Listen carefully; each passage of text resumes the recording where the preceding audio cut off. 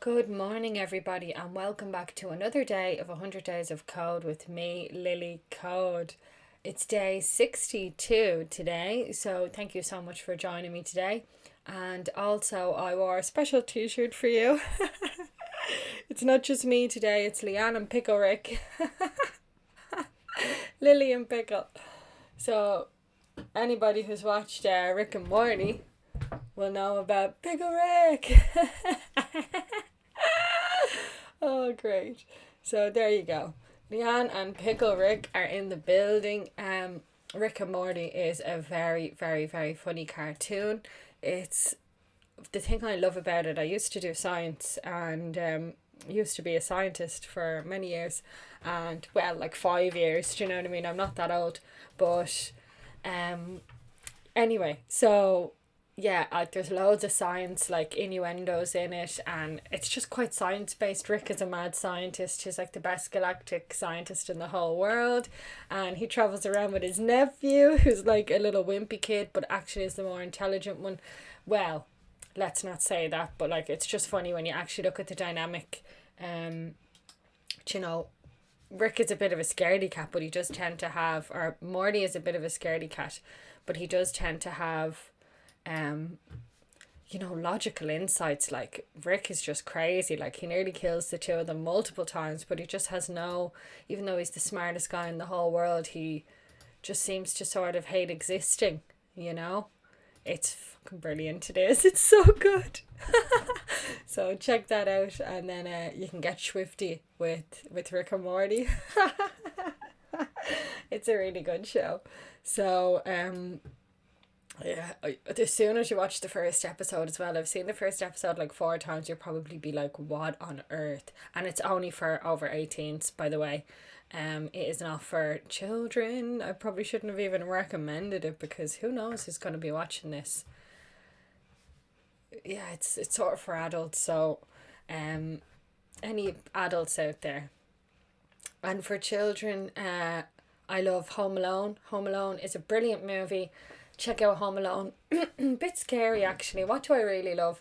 Monsters Inc. Monsters Inc. is top of the list. Monsters Inc. Despicable Me, the Minions, come on.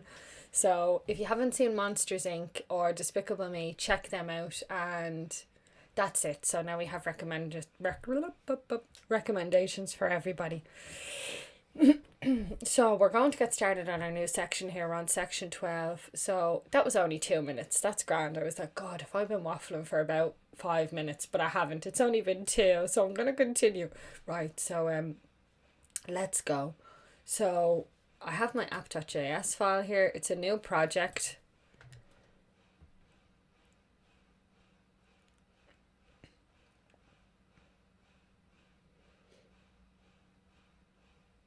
Cool.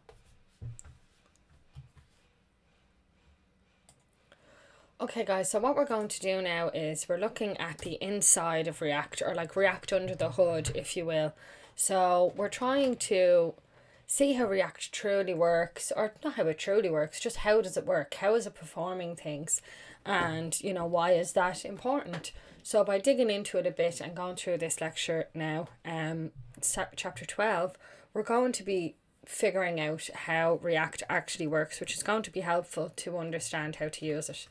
So we'll create a paragraph tag here, and what we're going to do with this paragraph is not show it immediately. We don't want to just show this straight away, but what we want to do is show it after a certain amount of time. So we'll say this is new, and we want to render this perhaps after a timeout or after a certain event, after a button was clicked. So we'll go through and do that now, and the way you would do something like that is use state. So we'll create a constant here, and we'll call it show paragraph. And then that means, and we also need obviously to put this in a destructured array. So we'll say show paragraph, and then we'll also say set show paragraph.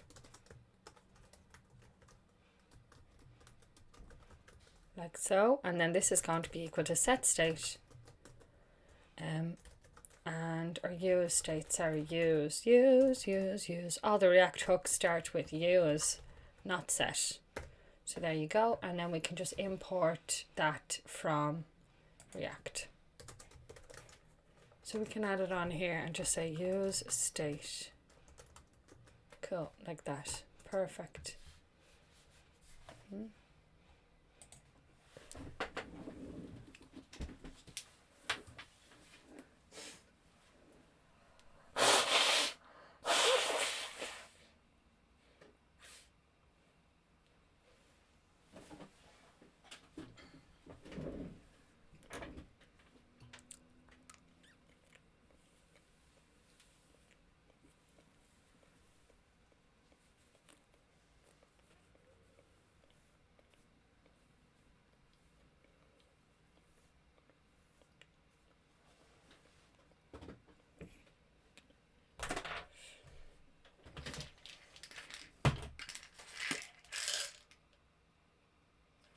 Sorry, I was going to take my vitamins and I didn't realise it had come undone. I just thought, oh, I should really take my vitamin D.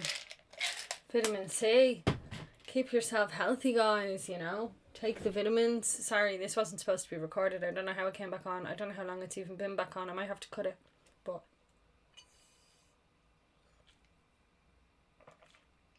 maybe not if I'm just encouraging you to take your vitamins. And in an ideal world, you know, try and get in a few fruits and veggies. That's better than any vitamin. You know, the green grass out there has it all for you. But in saying that as well, I'm in Ireland here and the sun isn't great in the winter and we need our vitamin D and our vitamin C in the winter. So, well, I do anyway. I think everybody does. They just don't do it all the time. Neither do I, but try. Cool. So now what we want to do, once we have that done, once we have created our paragraph toggle handler, we want to actually use this down in the form. So we will copy this and paste in paragraph toggle handler to link the button click to this function that's going to toggle the paragraph on and off. And we'll also just say toggle paragraph instead of show paragraph, because it's not just showing it, it is toggling it. It's toggling it. Sorry about that. So now we'll go to our terminal, new terminal. Get this baby running and see what's going on. So we'll go cd code 01. And then we'll just go into npm start, run the command. Oh, it's so grand when I'm holding your hand. Oh, I'm full of songs this morning. Wonderful. So great. You can't beat a good song, you know. I know mine are like rudimentary at best, but rudimentary, my dear Watson. But I still love them, you know. I just do. I love making up songs. They're always silly. That's the best thing about them, you know. Why not sing a silly song? Yeah, for sure. So we're just waiting for this to fire up now, and then we'll get back into it. So I'll just watch on actually while this is going. So I'm ready to code when we come back. Is this doing something or what? Because like it looked a bit slow, do you know what I mean? It didn't really seem to be doing nothing. Why is it just sitting there like that? Blop, blop, blop. Sorry. People are probably like, we do not speak like that. Your accent is terrible. But hey ho, I'm just having a go. Okay. So that's starting to run there. It looked like it was.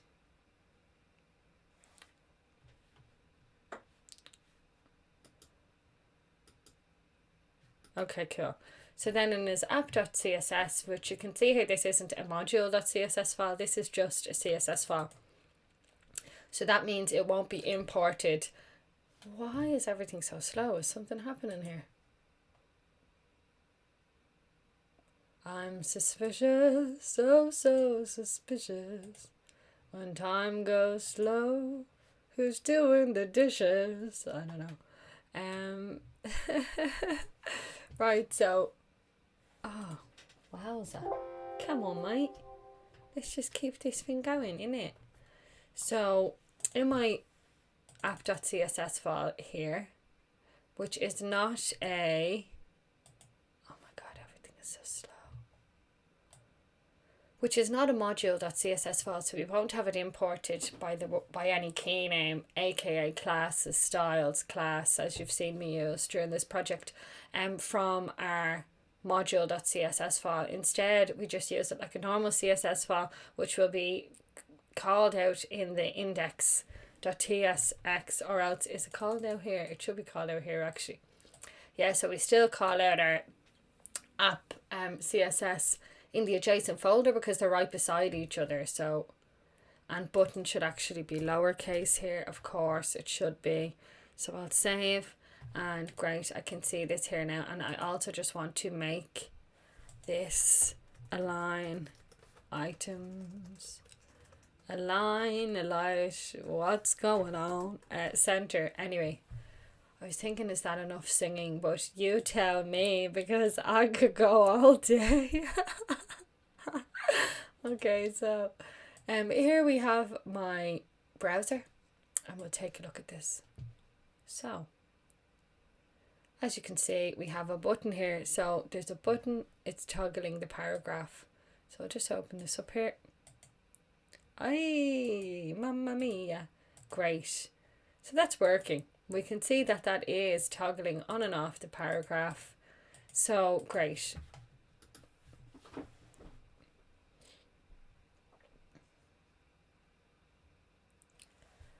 How come?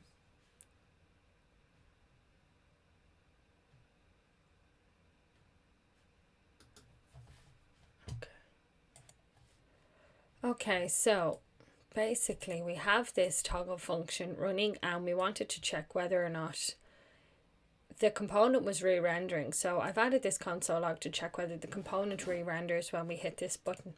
And as we can see here, if we come over to our console and just clear, so clear everything and reload the page again, we'll see that we do see this console log when we first initially run up our application. So that's great. And then when we hit the toggle paragraph, we see it again. So that means it is indeed re-rendering the whole component when the state changes. It goes through the whole component and finds out what the changes are and adds them to the new DOM. So if we go and have a look at our inspector, can I use this? Yes. What I actually wanted was this, but it's the same thing. I want to get to this screen here. So if I hover over this box and just go to this part in the DOM, in the HTML here, I can move this down just so you can see this a little better. So watch what happens now when I toggle on and off this paragraph. So we can see that it actually disappears there, and it highlights where it's gone. So it's been removed, and the top level div under the root is the app div, which is where it's been removed from, I presume.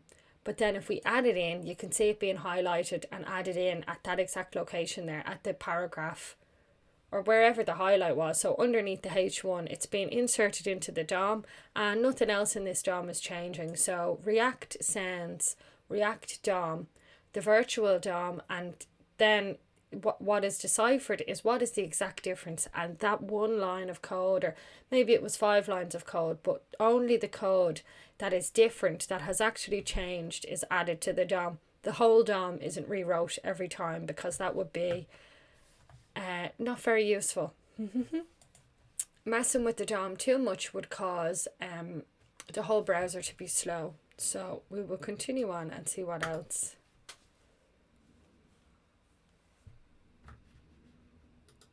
So we're just going to try this with like more components and more data, and just see what happens. You know, obviously Max has a point to show us here, so I'm following along because he's always very, very knowledgeable, and I trust his learning. So, you know, we're going to learn something here now today, or at least I will anyway, and I hope you will too. So we come to our components UI button folder. No, that's not where we want to go. Did I accidentally move a folder there? No. Okay, so I'll just create a new folder. Let's just reload here. If this doesn't load or we get an error, we know we've moved around a file or something possibly. So no, everything looks fine. So we'll create another folder in our components folder, and we're going to call this demo. And then we'll create a new file in here. There we go. Now I have all my folders back. New file, and this will be called demo output. Like so. .js. Yeah. .js. Cool. Because you can also have .ts and .txt depending on your particular component. Depending on your particular project configuration. So we'll just set this up as we always do. So we'll import React from React. Then we will get our component set up. So that's going to be const, just a function declaration, demo output, literally an arrow function. So like so. And then we will export default demo output. Yep, perfect.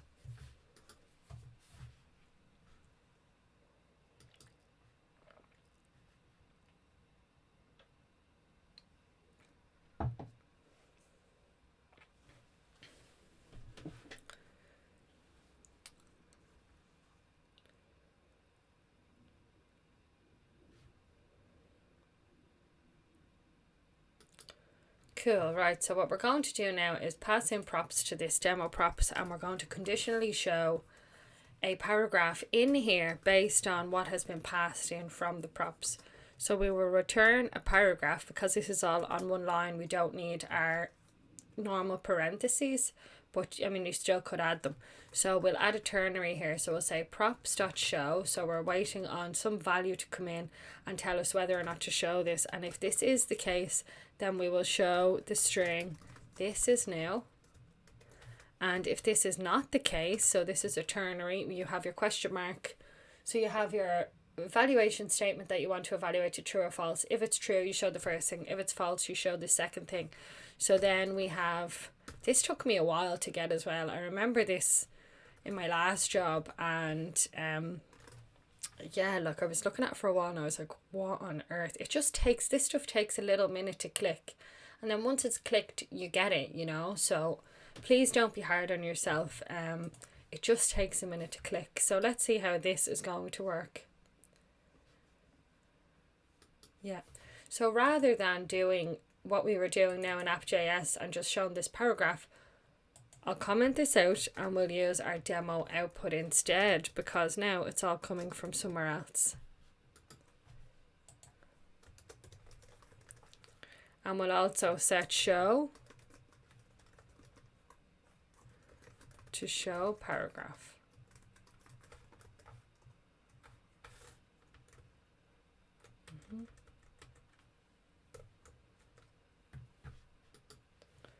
And this is going to be set to show paragraph because show paragraph is still being toggled from true to false based on clicking that button. And that's great for us because we want to know whether or not it is true or false, you know, so great. Okay.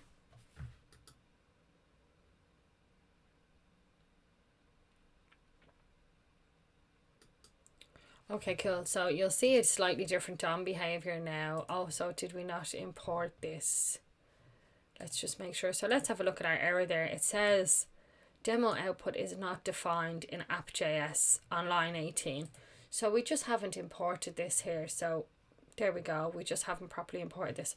So up here we can say import demo output from components demo output, and now that error should go away. Go away. And then we have an unexpected token on line 19, so let's check that out.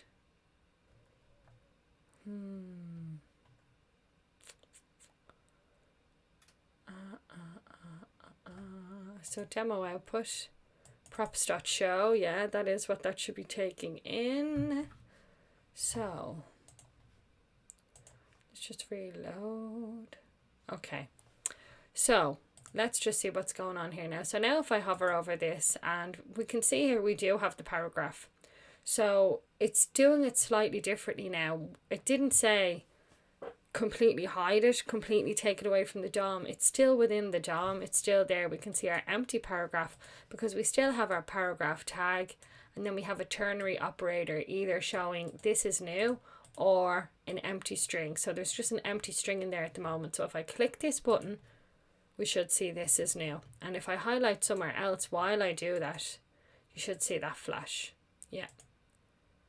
Why does it not flash when we add something as well? Don't know. Okay.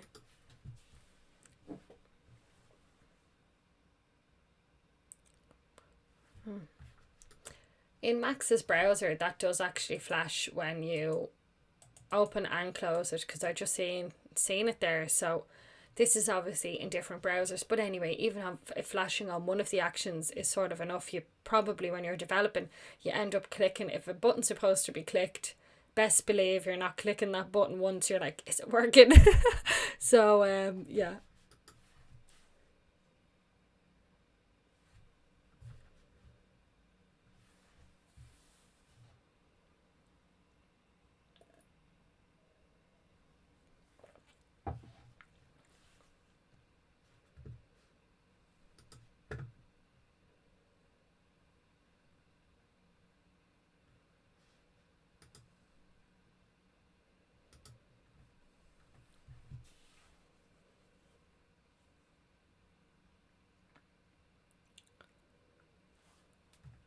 Okay.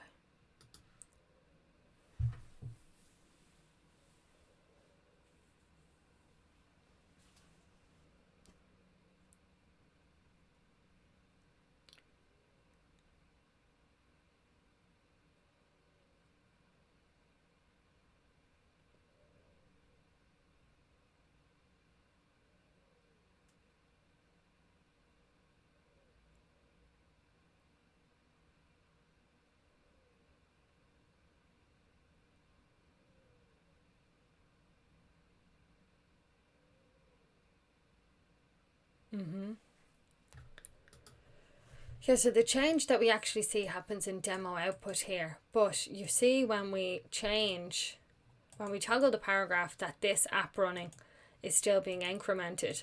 And that's because wherever we have use state that's being called, the state will still update in that component. So that's why that console log is still getting outputted,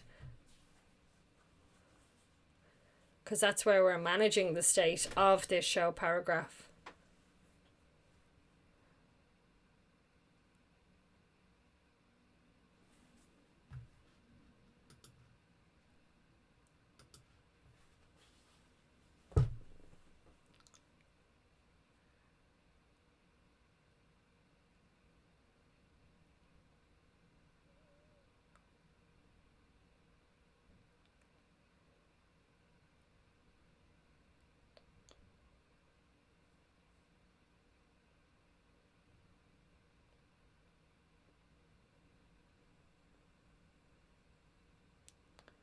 So I'm just watching the video.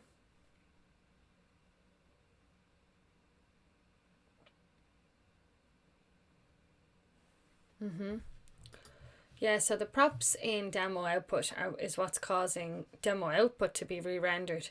But this is reliant on the code that is coming in from our app.js. So that's why this component is being rerun and why we see the app running, because the state of show paragraph has changed when we click the button, which causes that whole component to be re-rendered.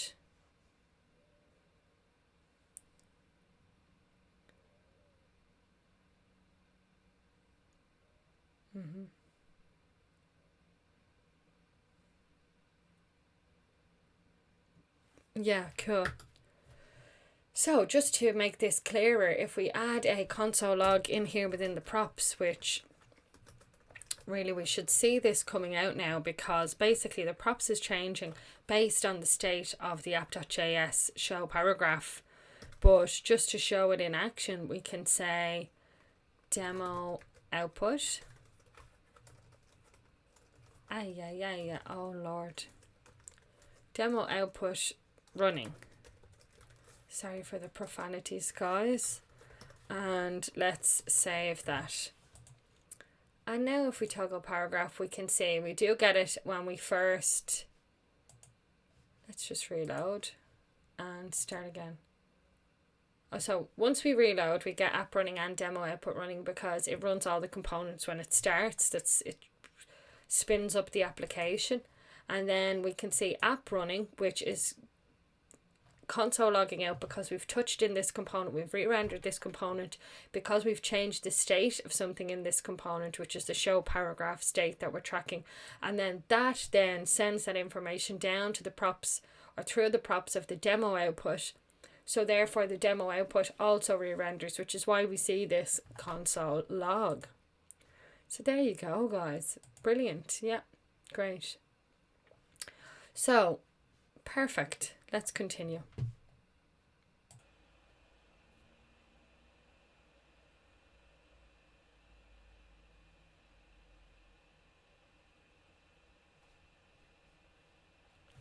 Cool, so I'm just watching the video. I had to take a little break. I accidentally didn't have the video recording for some of that in the morning. So I finished work. I'm just finishing off today's video. So that's why if you notice a quick, it's darker or something, sometimes has to be done. I wasn't recording for for ages this morning, so that's fine.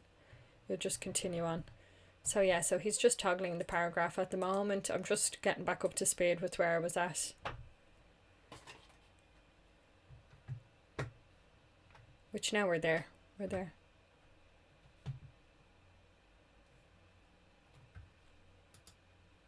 Okay, cool. So now what we're doing is in app.js, we're going to hard code this value to false just to see what happens. Obviously, Max is going to explain something here.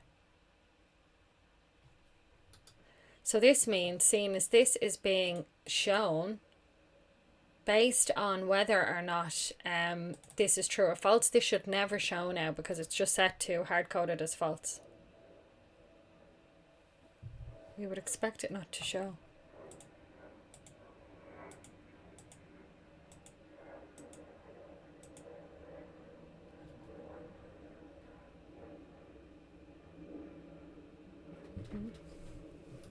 Okay, so basically Max is explaining now, like, we should only really say app run. Well, not we should. This is the expected behavior. He's going to explain why.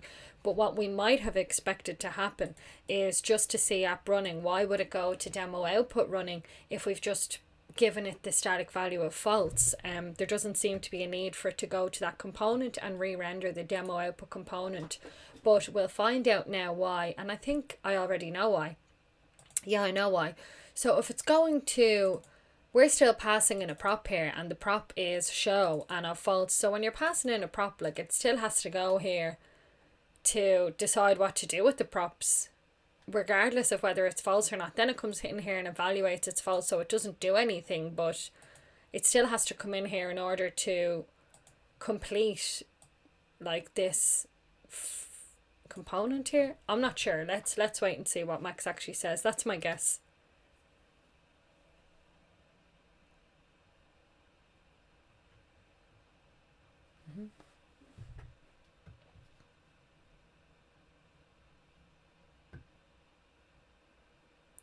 Okay, yeah, so Max has just said sort of the same. Well, he said it in slightly more eloquent fashion.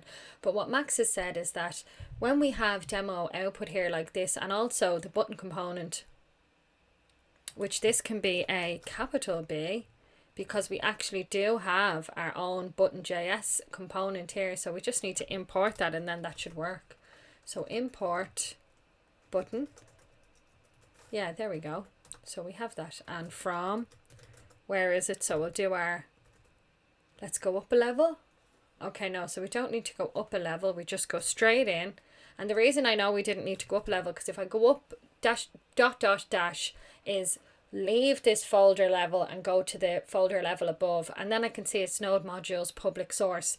No, we definitely want to be inside our source because that's where all of our files are. So if we just do one dot and a forward slash, that's saying on this same level, go somewhere else. So we can see here the level that we're at. So we're in our app.js, and So see here in our app.js, the components folder is at the same level as this app.js. Source is one up. So that's why when we went one up, we could see source public node modules.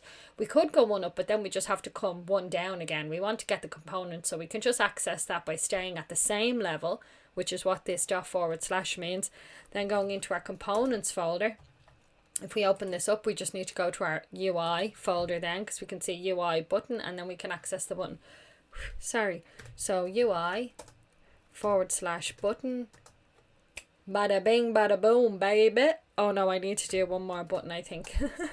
Okay, perfect. Because we want to go into the button folder. There is a button folder, so just giving the folder isn't enough. Then we want the button.js file.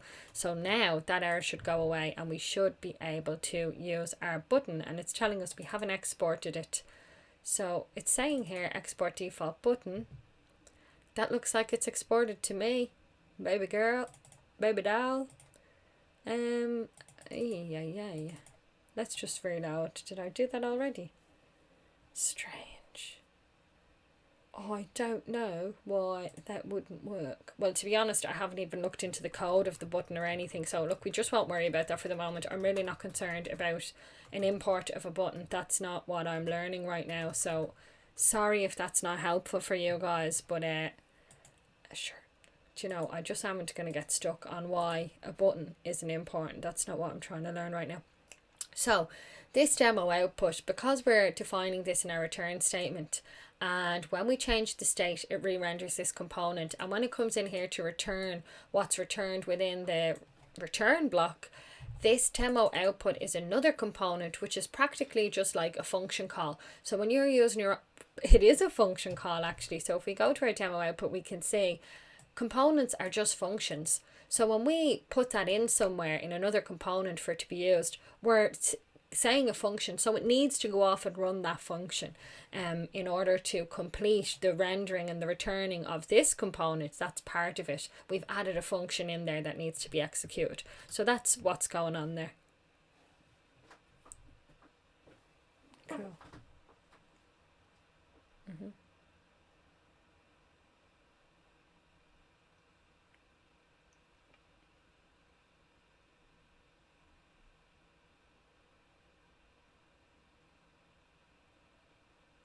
Yeah, and then we can see that the real DOM isn't actually changed at all because we don't need to change the DOM. So it doesn't change the DOM or anything. Aha, I got rid of my import. So this was demo output.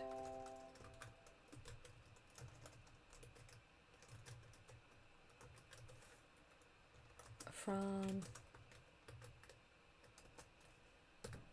demo.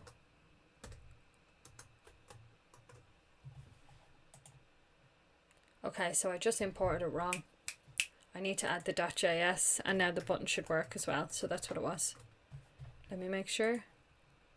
No, I'm importing this incorrectly. There is something. What am I doing? Sometimes you just don't see it. I think I do just not need this for sure. Like that's that file that's just been selected.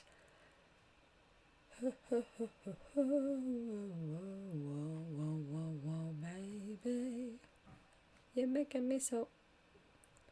Oh, leave me alone. Uninstall. Sorry. Grand, we won't worry about that for the moment. So demo output. What am I doing wrong? Let's go to our another file here and just see if we can decipher. So I just closed my browser because sometimes that can be helpful, and let's see what's going down around the town. So I don't think I should have these brackets. Save. Let's get our terminal. We already have it here. I mean, come on, mate. Unexpected token. Okay, so now we have a comma somewhere. That's fine. Let's just add our semicolon anyway. Let's find this comma. line 2. Okay, so perhaps it was just the lack of a semicolon. Great. And now let's duplicate this, change this to button, and add our proper import statement. So this is going to be, because now I think button's going to work. We were doing the same thing for button. So now we're going to UI, button, button, button, button, button. You're a darling button. Don't know what that means, but it just sounded sweet, isn't it? So now I'll save. And there we go. We have our actual real button. So that is super duper. This is the inbuilt button that was already made in this project. So let's just go back and have another look at that error so I know exactly what to expect and there's no confusion next time I accidentally add it in as an object. So it just tells us it's not exported. So cool. If you're going to get an error, this is not exported. It comes from the fact that you've been a plonker. I'm talking to myself. You have not been a plonker. You know, this just takes a moment. But I want to really make note of this. I have it locked away mentally. If you cannot import your component, if you're getting an error on import and you don't see anything else wrong, check that you have not added it in an object as in you would do for getting something from React. You're literally just importing the component itself. You don't need to put it in curly brackets. Okay, great, cool. Got it locked away. So now we will just continue. Okay, so I can skip ahead now actually.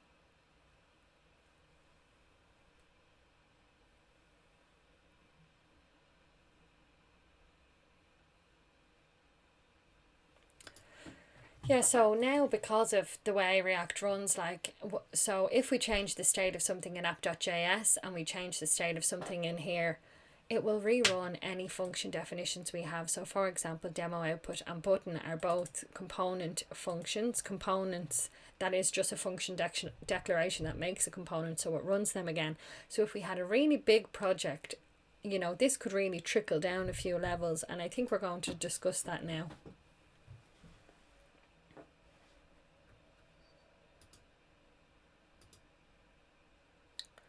Yeah, so we can have a lot of ongoing function executions, and this could obviously affect performance.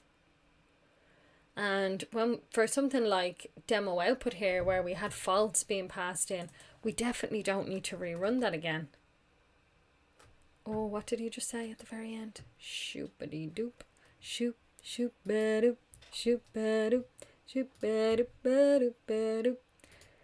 Yeah, so he just said something at the very end and then he made it a self-closing paragraph, so that's how you don't, I think.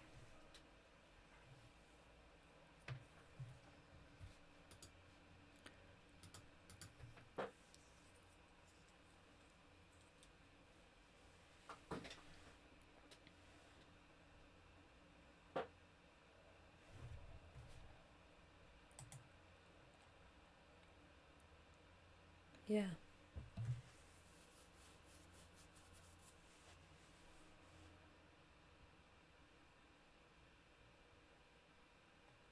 Okay, so he didn't actually say anything at the end of that video. Cool.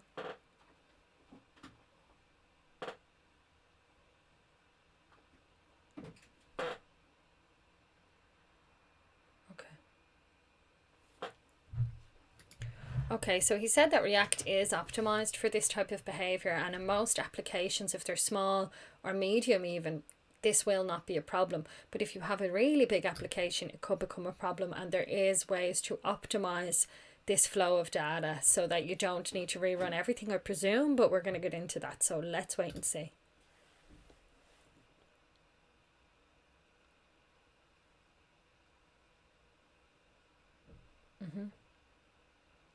Course, yeah, so we can tell it that we only want this to run in the case that the props have actually changed, and if the props haven't changed, we do not need this to rerun or re-render or anything. So that's how we do this. Yeah,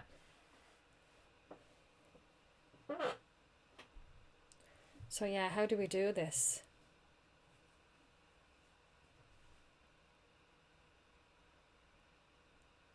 Cool. Okay, cool. So this is what we do, which is very, very helpful. So when you're exporting default down here, you can do react dot memo. Ooh.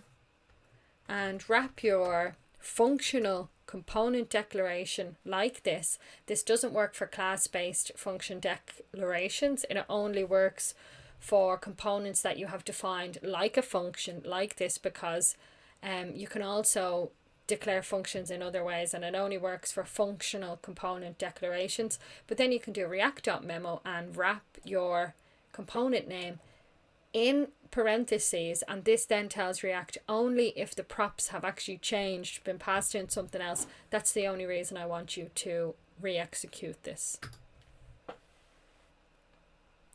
So why wouldn't you just wrap everything in that then? It allows us to optimize functional components, this memo. I'm going to look into this more because this seems very useful. I do use some very large React projects, so why not, like?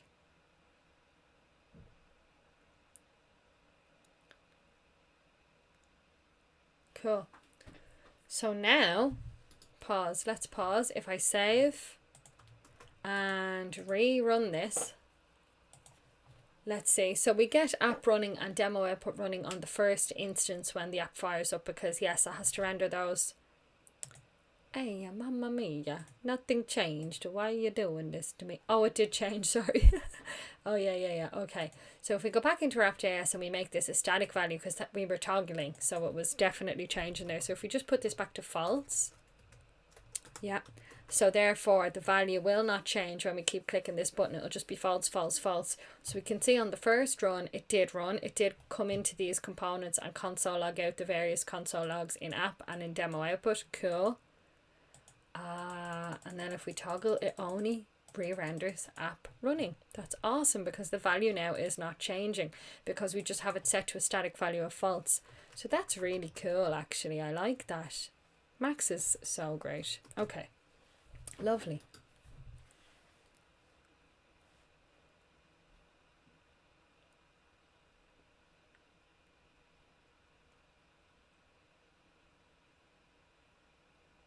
Yeah, why aren't we using that on all components if it allows us to optimize them? That's what I was just thinking, and then Max said it, and he said optimization comes at a cost. So we're going to find out why you wouldn't add this to just everything now in a moment.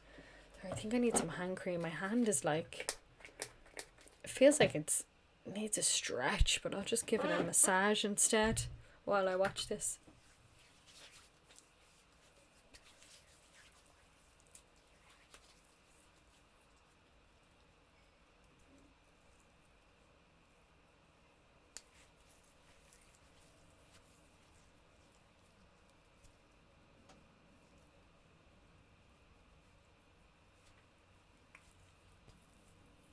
Yeah.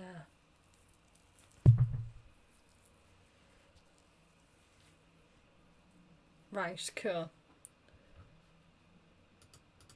Yeah, of course. So the reason, and this did occur to me, but I didn't verbalize it, but the reason why this can be an issue, or you need to weigh up the pros and cons of doing something like this, is because there is a cost associated with actually checking have those props changed. So if your props have changed and it's just a simple prop, a small prop, and re-rendering that, or if it hasn't changed, sorry, but your component is still small, then there's still a cost of computing. Is it changing?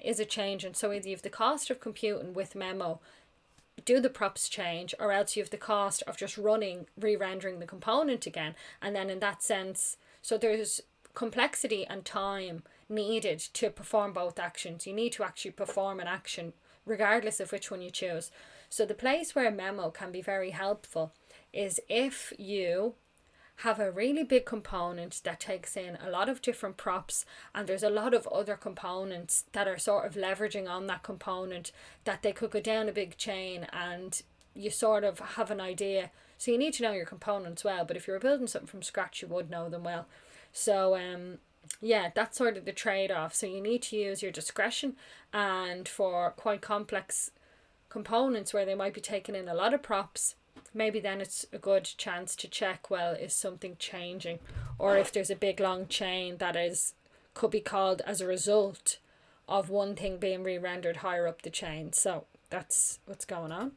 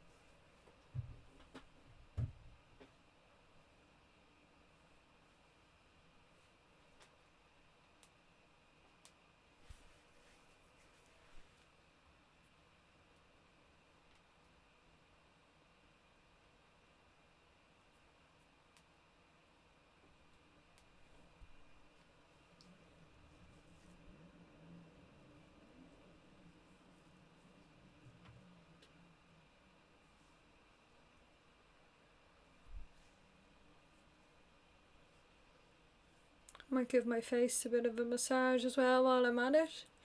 Release some of those cheeks from smiling.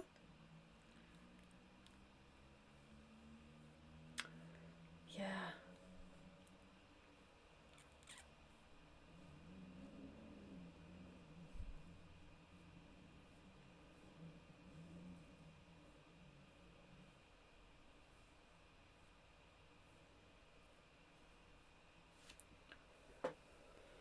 Okay, cool.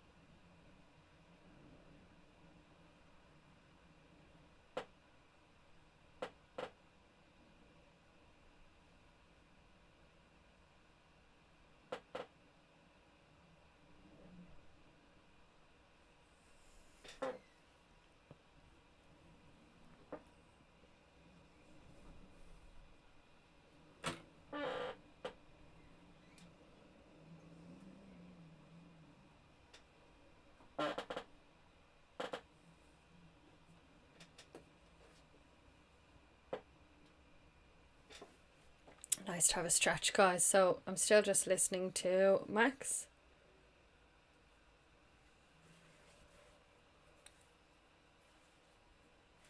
Man, looking forward to a nice old sleep today. What? Or maybe I should stretch and then sleep. Sitting on your butt all day long, you know. I actually haven't got out for a walk. Should get out on a walk. I might go for a walk later. Yeah.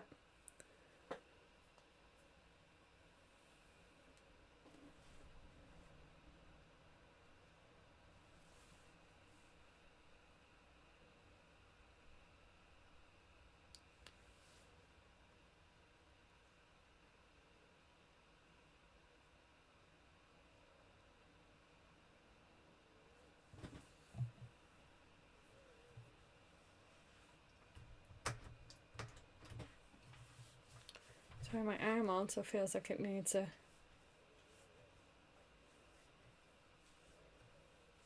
think I've released something from my... No, I'm just being dramatic, but like...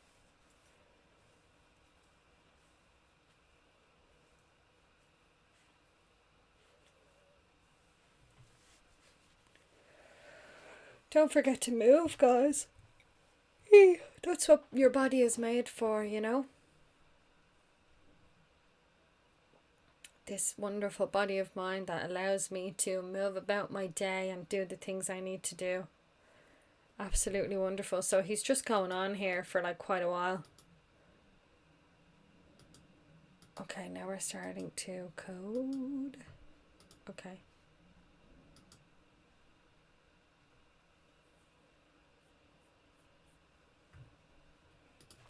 Let me see. Because this is lots of explanation-y stuff, you know?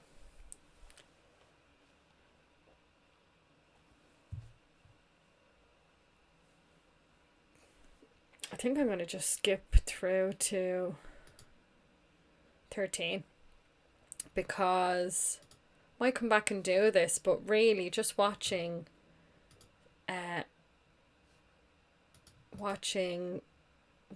me watch him isn't as exciting as watching me watch him and then code. So I've moved on to the next section for a moment.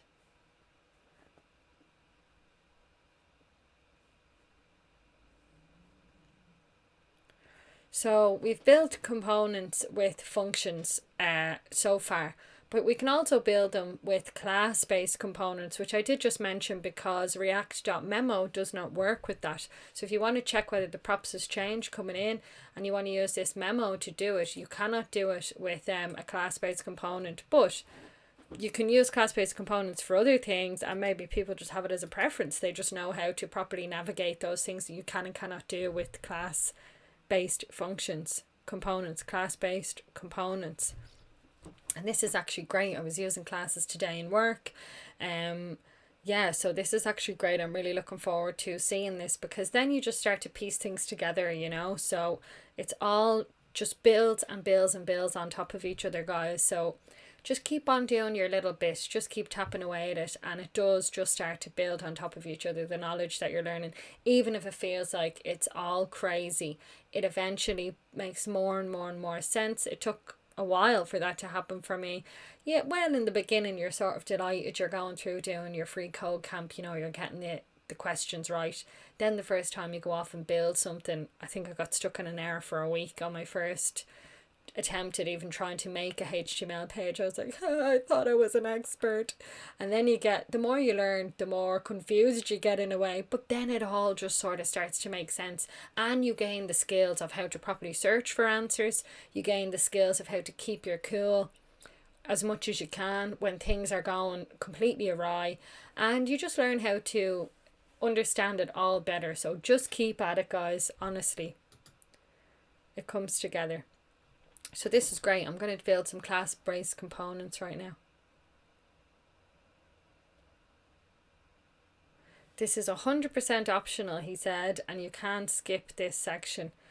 But I think I definitely want to do it. I just wonder if I should do it at a later time. Like, should I go on to something that's a bit more,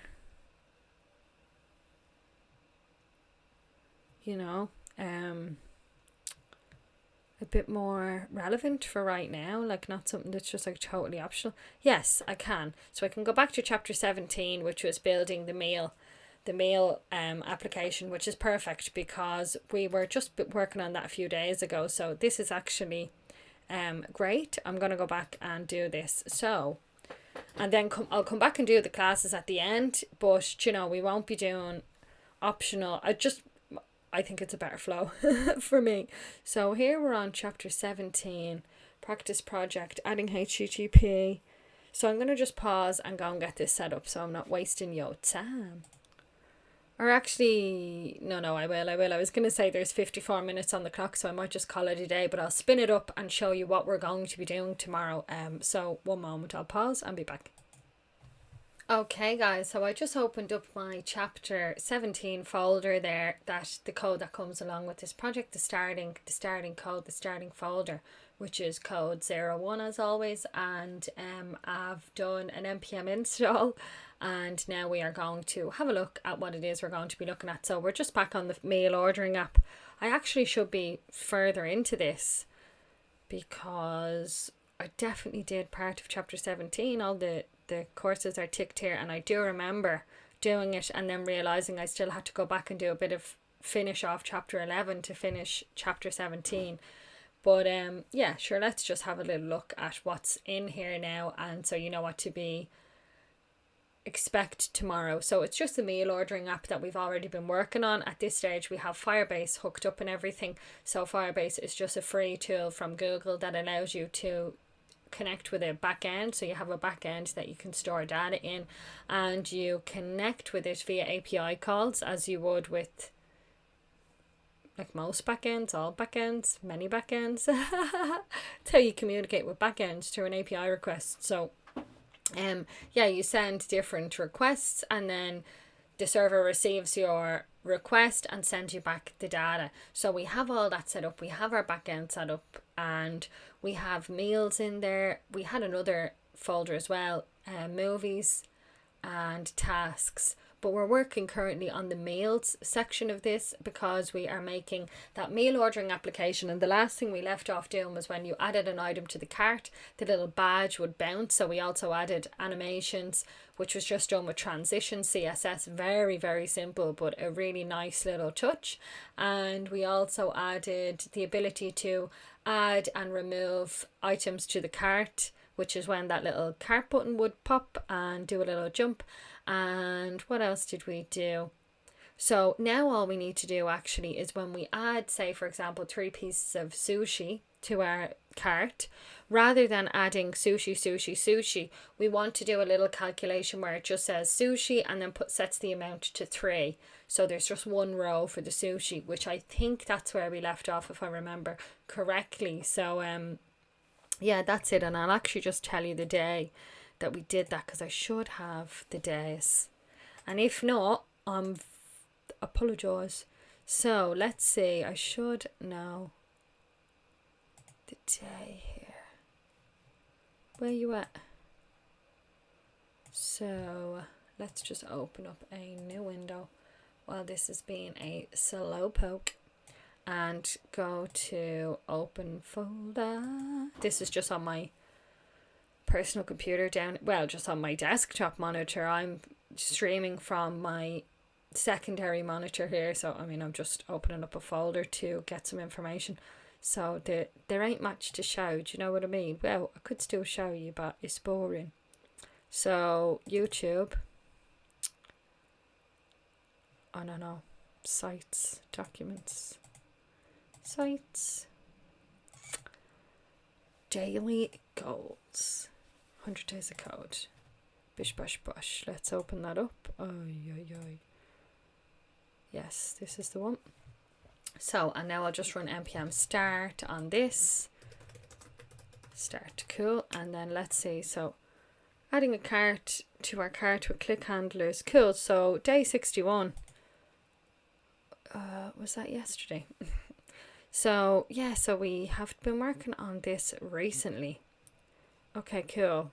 So did I just do a detour today? Sorry, the days, like I'm just not really sure. But we have been working on this meal ordering application extensively. We've built out a lot of it now at this stage. So we're going really, really well. It's actually very exciting, you know. So I'll just show you now what this is going to load like. And then, si senora, adios, amigos. Hasta mañana. So there we go. Look, we have our meal ordering. We have our meal ordering application here. Look, there's the animation I was talking about. So we can add items to the cart. We can increase that, and it does add them to the cart. But then I thought we were getting 4 rows. No, it's saying by 10. Ooh, okay, so we did that as well. Perfect. So we're going to continue with this application now tomorrow and continue to build out our meal ordering app. So all exciting, all great. Listen guys, thank you so much for joining me, Lilly Code, on another episode of 100 Days of Code.